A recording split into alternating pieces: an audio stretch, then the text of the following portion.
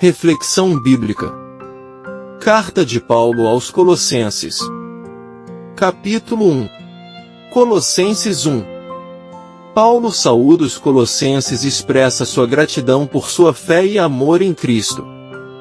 Ele oferece uma oração de ação de graças e intercessão por eles, enfatizando a suficiência e a supremacia de Cristo sobre todas as coisas, tanto no céu quanto na terra. Cristo em nós é a esperança da glória. Em Colossenses 1, é descrito o início de mais uma carta do apóstolo Paulo à Igreja de Cristo. O direcionamento dado pelo apóstolo era a Igreja de Colosso, dessa vez, a qual tinha como fundador e dirigente um homem chamado Epáfras. De forma parecida com outras de suas cartas, Paulo aborda de maneira geral o Evangelho e o sacrifício de Jesus, além de expressar alguns pensamentos sobre o grupo de cristãos que ele está se comunicando. No entanto, em cada oportunidade, diferentes lições são deixadas pelo apóstolo, ao passo que devemos considerá-las para preencher nossas mentes com mais entendimento sobre a obra de Deus. Acompanhe. Contexto histórico. O apóstolo escreveu a carta aos Colossenses durante o tempo em que estava preso em Roma, aproximadamente 60 depois de Cristo. Após ser informado por Epáfras sobre a situação espiritual dos cristãos presentes ali, Paulo decidiu se comunicar com eles, valorizando sua fé e amor pela obra do Senhor e os aconselhando em vários aspectos da conduta do crente em Jesus. Além disso, ele dá ênfase à excelência da pessoa e da obra de Cristo, bem como ao fato de que a formação das características do Mestre em cada pessoa é a esperança da glória. Acompanhe a seguir o estudo completo de Colossenses 1. Apresentação de Paulo. Versículos 1 e 2. Paulo, apóstolo de Jesus Cristo pela vontade de Deus, e Timóteo, nosso irmão. Aos santos irmãos fiéis em Cristo, que estão em Colossos, graça a vós, e paz da parte de Deus nosso Pai e do Senhor Jesus Cristo. Paulo seguiu o formato habitual de saudação, apresentando-se como autor da carta e identificando-se como apóstolo de Jesus Cristo pela vontade de Deus. Colossenses 1 versículos 3 ao 8. O apóstolo presenteou os cristãos de Colossos com uma oração de ação de graças. No original grego, esta oração é formada por apenas um período ou frase modificando a expressão sempre agradecemos a Deus. Verso 3. Graças a Deus. Versículo 3. Nós damos graças a Deus e Pai de nosso Salvador Jesus Cristo, orando sempre por vós. Damos graças, provavelmente inclui Timóteo. Verso 1, e talvez outros. Colossenses 4 versos 7 ao 14. Paulo expressou a frequência de sua gratidão com o advérbio sempre. Fé em Cristo Jesus. Versículo 4. Porquanto ouvimos da vossa fé em Cristo Jesus e do amor que tendes para com todos os santos. O motivo da ação de graças de Paulo veio das notícias que ele recebeu sobre a fé dos colossenses em Cristo Jesus e seu amor para com todos os santos, que são as marcas do verdadeiro cristianismo. Esperança nos céus. Versículos 5 e 6. Por causa da esperança que vos está reservada nos céus, da qual já, antes, ouvistes pela palavra da verdade do Evangelho, que já chegou a vós, como também está em todo o mundo, e já produz fruto, como também o faz entre vós, desde o dia em que ouvistes e conhecestes a graça de Deus em verdade. A base da fé e do amor dos cristãos colossenses é que eles tinham uma esperança reservada para eles no céu. A tríade fé, amor e esperança é uma fórmula típica de Paulo, Romanos 5 versos 1 ao 5, Gálatas 5 versos 5 e 6, Efésios 1 verso 15, 1 Tessalonicenses 1 verso 3, 2 Tessalonicenses 1 verso 3, Filemon verso 5. Esta esperança é a consequência de ouvir e receber a palavra da verdade, especificamente o Evangelho. Paulo enfatizou o poder e a eficácia do Evangelho, mostrando sua expansão, mencionando 2 vezes a maneira como os cristãos locais aceitaram a verdade do Evangelho. Epáfras. Versículos 7 e 8. Como aprendestes de Epáfras, nosso amado conservo, que para vós é um fiel ministro de Cristo, o qual nos declarou também o vosso amor no Espírito. Paulo não fundou a igreja de Colossos nem a visitar até então. Logo, foi por meio de Epáfras que ele ficou sabendo da situação dos crentes da cidade. Paulo aprovou Epáfras dizendo que ele era um amado conservo e um fiel ministro. Colossenses 2 verso 1, Colossenses 4 versos 12 e 13, Filemon verso 23. Sabedoria e entendimento espiritual. Versículo 9. Por esta razão, nós também, desde o dia em que o ouvimos, não cessamos de orar por vós e desejar que sejais cheios do conhecimento da sua vontade, em toda a sabedoria e entendimento espiritual. A expressão de abertura por essa razão, por isto, se refere às boas notícias de Epáfras sobre a fé em Cristo dos cristãos de Colossos. Como de costume, a palavra, cheios, o verbo na forma passiva, indica Deus como agente. Passa a ideia de plenitude em Colossenses, Colossenses 4 verso 17. Paulo pediu que eles recebessem pleno conhecimento da vontade de Deus. A expressão em toda a sabedoria e entendimento espiritual, expressa o meio pelo qual este conhecimento vem. Essa sabedoria e entendimento são de natureza espiritual. Viver dignamente. Versos 10 a 12. Para que possais andar dignamente diante do Criador, agradando-lhe em tudo, sendo frutíferos em toda boa obra e crescendo no conhecimento de Deus. Fortalecidos com todo o poder, segundo a sua gloriosa força, em toda a paciência e longanimidade, com alegria. Dando graças ao Pai, que nos fez dignos de sermos participantes da herança dos santos na luz. O objetivo da oração de Paulo era que os cristãos de Colossos pudessem viver dignamente diante do Criador, para que tudo o que fizessem agradasse a Ele.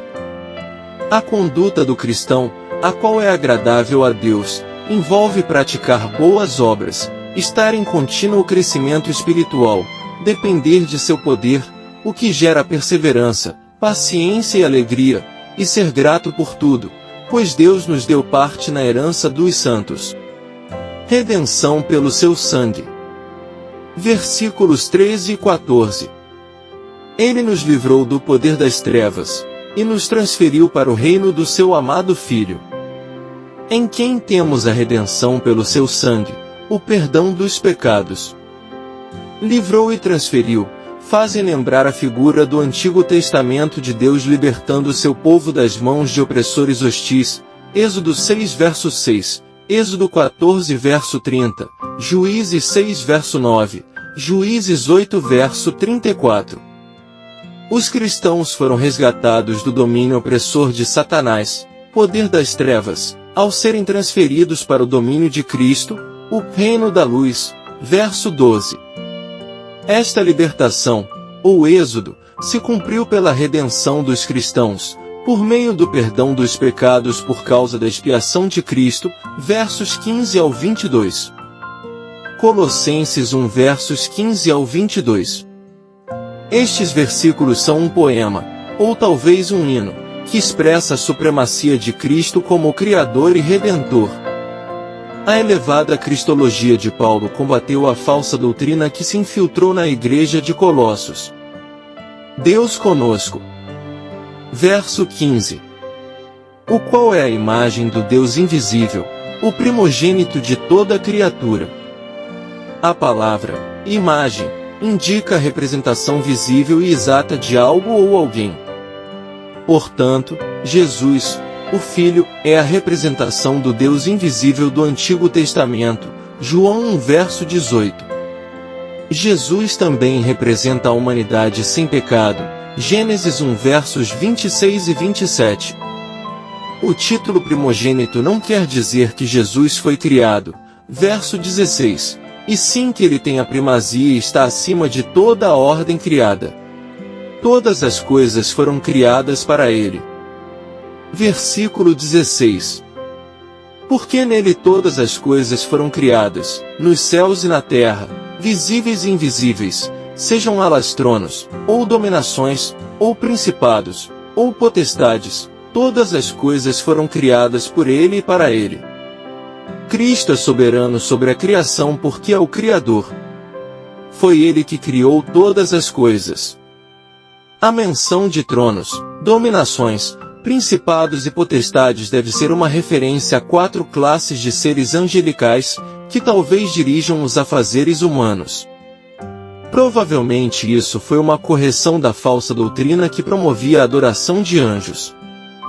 Desta forma, Paulo afirmou a supremacia de Cristo sobre toda a criação, pois todas as coisas foram criadas por ele e para ele. Ele é antes de tudo. Versículo 17. E ele é antes de todas as coisas, e por ele todas as coisas subsistem. Todas as coisas, é tudo que foi criado. Verso 16. A preposição, antes, provavelmente é uma referência temporal ao fato de Cristo já existir antes da criação. A expressão por ele todas as coisas subsistem, apresenta Cristo como aquele que sustenta toda a criação. Ele é o cabeça.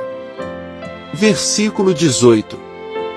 E ele é a cabeça do corpo, da igreja, é o princípio e o primogênito dentre os mortos, para que em todas as coisas tenha preeminência. Paulo usou a palavra cabeça, no sentido literal e metafórico. No sentido literal, cabeça indica autoridade, governo, supremacia. No sentido metafórico, cabeça usa a figura de Cristo como cabeça do corpo, que é a igreja. 1 Coríntios 12 versos 12 ao 27, Efésios 4 verso 15, Efésios 5 verso 23. Ele é cabeça porque é o princípio e o primogênito dentre os mortos. Esta linguagem faz lembrar a criação, verso 15, e identifica a igreja como parte da nova criação inaugurada com a ressurreição de Cristo. A ressurreição cumpriu o plano de Deus para Jesus, isto é, que ele tivesse a preeminência em todas as coisas. Foi do agrado do Pai. Versículos 19 e 20.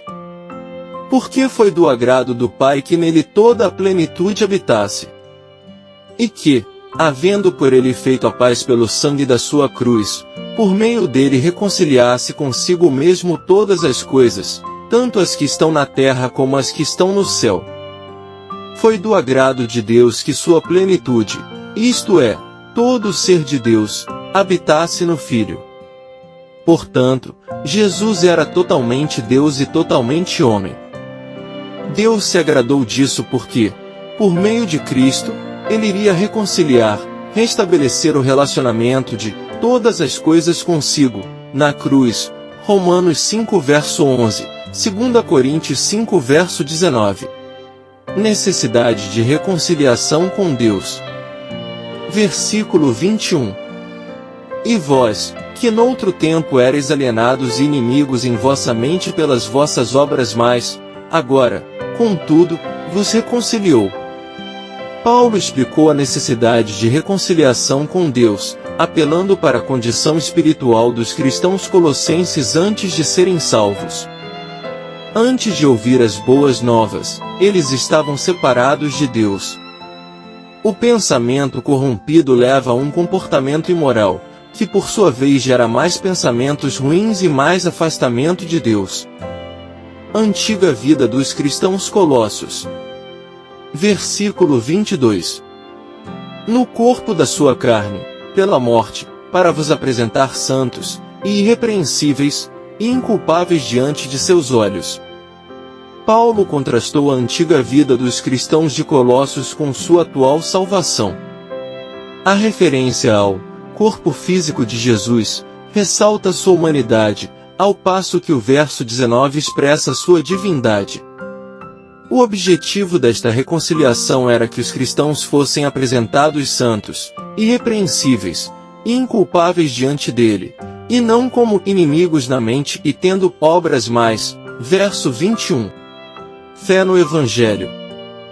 Versículo 23. Se permanecerdes fundados e firmes na fé e não vos moverdes da esperança do Evangelho que tendes ouvido, e que foi pregado a toda criatura que há debaixo do céu, e do qual eu, Paulo, me tornei um ministro. A única maneira dos cristãos serem apresentados santos, inculpáveis e livres, é não abandonar a fé em Cristo como ensina o Evangelho. Fé diz respeito à mensagem do Evangelho, Cristo. Colossenses 4. Paulo alertou os cristãos de Colossos que abraçar uma fé sincretista perverteria a verdadeira mensagem do Evangelho, anulando assim sua esperança. A Igreja. Versículo 24. Regozijo-me, agora, no meu sofrimento por vós e cumpro o resto das aflições de Cristo na minha carne, por causa do seu corpo, que é a Igreja. Paulo se alegrava em seu sofrimento, Romanos 8 verso 18, 2 Coríntios 1 verso 5, Filipenses 3 verso 10, porque ele era benéfico para a igreja. O sofrimento de Paulo estava completando em seu corpo o que faltava das aflições de Cristo. Esta expressão enigmática não significa que faltava alguma coisa na obra expiatória de Cristo. Pelo contrário, os padecimentos de Paulo eram benéficos para a igreja porque promoviam o avanço do Evangelho. Ministério de Paulo. Versículo 25. Da qual me tornei um ministro segundo a dispensação de Deus, que foi dada a mim para convosco, para cumprir a palavra de Deus. A responsabilidade dada por Deus, Efésios 3 verso 2, faz parte de seu plano de que os gentios recebam a salvação e tenham parte na herança do povo de Deus. O papel de Paulo era tornar esta mensagem plenamente conhecida, ver nota no verso 9. Mistério. Versículo 26. O ministério que esteve oculto desde todos os séculos e gerações, mas agora, é manifesto aos seus santos. O termo, mistério, Romanos 11 verso 25, indica algo que antes esteve oculto no plano de Deus e que agora foi manifesto. Este mistério está relacionado à inclusão dos gentios no povo de Deus. Riquezas e glória. Versículo 27. Aos quais Deus quis fazer conhecer quais são as riquezas da glória deste mistério entre os gentios, que é Cristo em vós, a esperança da glória.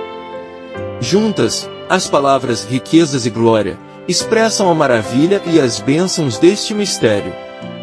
Em vós, pode significar entre vocês ou, o que é mais provável, dentro de vocês, fazendo referência ao fato de Cristo morar nos cristãos. Romanos 8 verso 10, 2 Coríntios 13 verso 5, Gálatas 2 verso 20. Advertindo e ensinando. Versículo 28. O qual pregamos, advertindo a todo o homem e ensinando a todo o homem em toda a sabedoria, para que apresentemos todo o homem perfeito em Cristo Jesus. As palavras, advertindo e ensinando, expressam a maneira como foi feita a proclamação, de acordo com toda a sabedoria. O objetivo deste ministério contínuo era apresentar todo o homem perfeito em Cristo, em conformidade com o plano de Cristo na reconciliação. Verso 22. Visão de Paulo sobre seu trabalho. Versículo 29. E para isto também trabalho, combatendo segundo a sua eficácia, que opera em mim poderosamente. Paulo via seu trabalho como algo semelhante à obra de Cristo. Purificar e aperfeiçoar a igreja. Paulo não fazia isso com sua própria força, e sim com a ajuda de Cristo, que operava nele. 5 importantes lições que podemos aprender em Colossenses 1. Supremacia de Cristo. O capítulo enfatiza a supremacia de Cristo sobre todas as coisas, tanto no céu quanto na terra, destacando sua posição como cabeça da Igreja e o Criador de todas as coisas. Gratidão pela salvação. Paulo expressa gratidão a Deus pela fé e pelo amor dos colossenses, ressaltando a importância da gratidão pelos benefícios da salvação e da comunhão com Cristo. Oração persistente. Paulo ora continuamente pelos colossenses para que sejam cheios do conhecimento da vontade de Deus, demonstrando a importância da oração persistente em favor dos irmãos na fé. Reconciliação através de Cristo.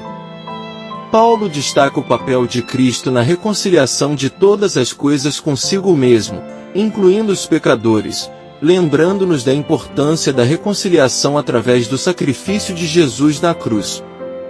Perseverança na fé.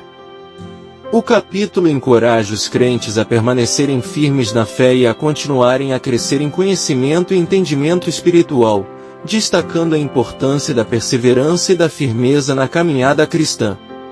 Conclusão. Colossenses 1 deixa bem claro qual é o desejo de Deus para as nossas vidas, isto é, Cristo ser formado em nós. Como Paulo afirma durante essa carta, tudo acontece por causa de Jesus e para Jesus. Além disso, foi por meio da obra de Cristo que Deus reconciliou céus e terra, Criador e criação, para que agora vivamos para Ele.